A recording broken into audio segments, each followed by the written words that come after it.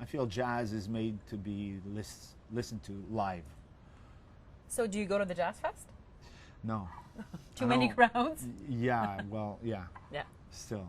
What about Just for Laughs? I never went to Do you watch Just it on for Laughs. TV or? Yeah, sometimes, yeah. Really? Well, I can, on Comedy Channel, sometimes I catch a couple of... Who's a stand-up comic that you like?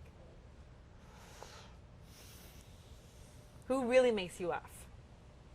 I couldn't say because I don't know a lot of them, so... But here in Quebec, we have so many great talent like Yvon Deschamps, Patrick Huard, I don't know, name them, the ones that...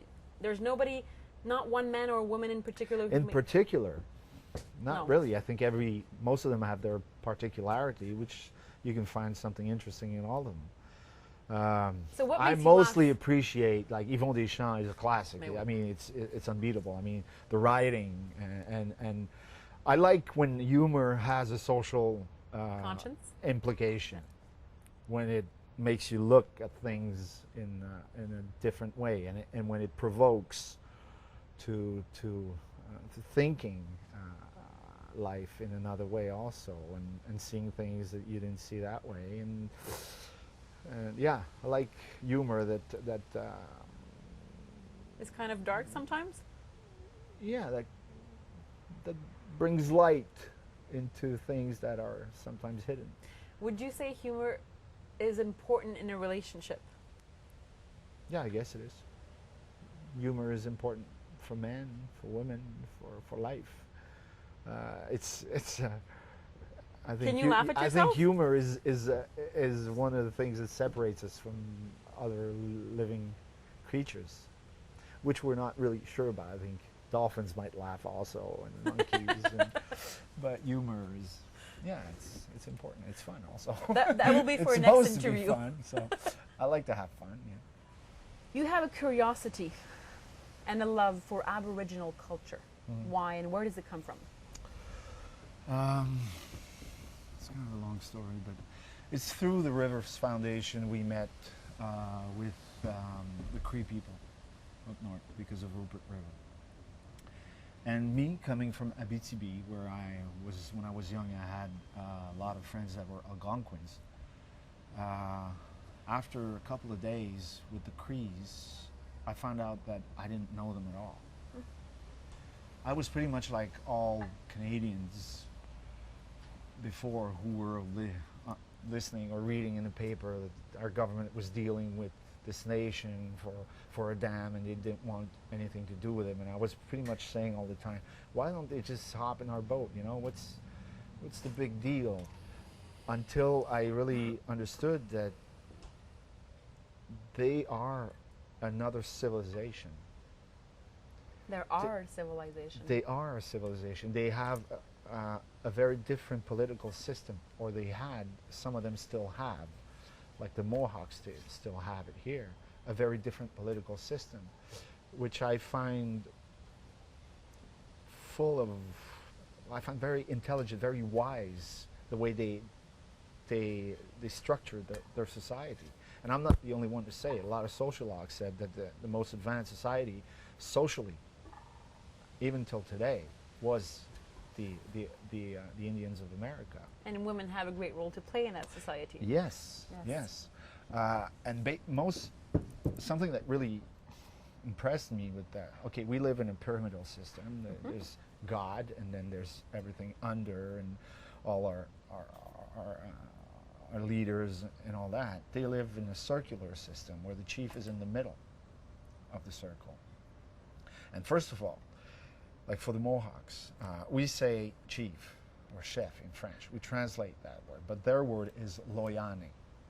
And a friend of mine, an old friend who worked a lot with the Mohawks, asked them once, okay, we say chief, you say loyani. What does loyani really mean in English?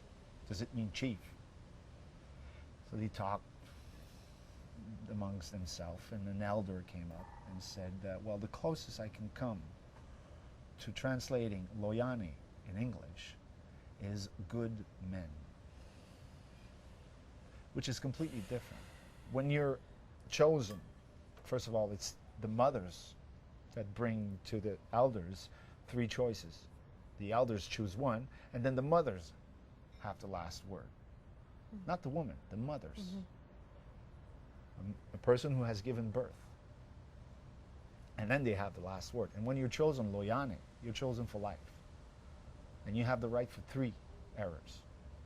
And it's the mothers, again, that decide if you have made an error.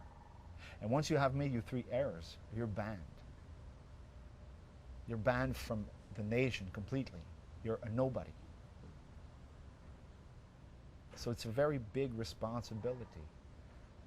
And when you decide something today, you know that in 15 years, you're still responsible for the choice you made, because you'll still be chief.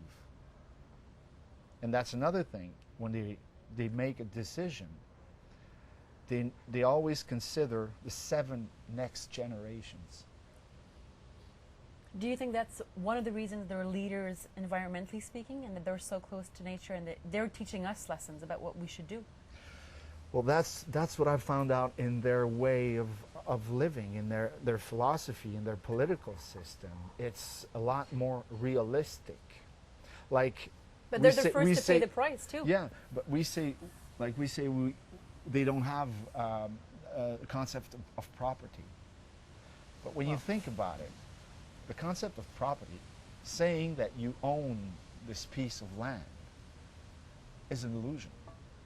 Because this piece of land will still be there way after you're gone. So how can you say, I own this place? So it's all, our system is, right now, is pretty much, and it's, the concept of property is the reason for a lot of conflicts, even between 2 people. The only reason. And it's the same between 2 countries. So anyway. What's one thing the world should learn about their culture, one thing, that could be applied to our political system and that could make a difference, you think? We do not inherit the land from our ancestors. We borrow it to our children. Just that is enough. Will you lend it to yours maybe one day? I hope. Thank you.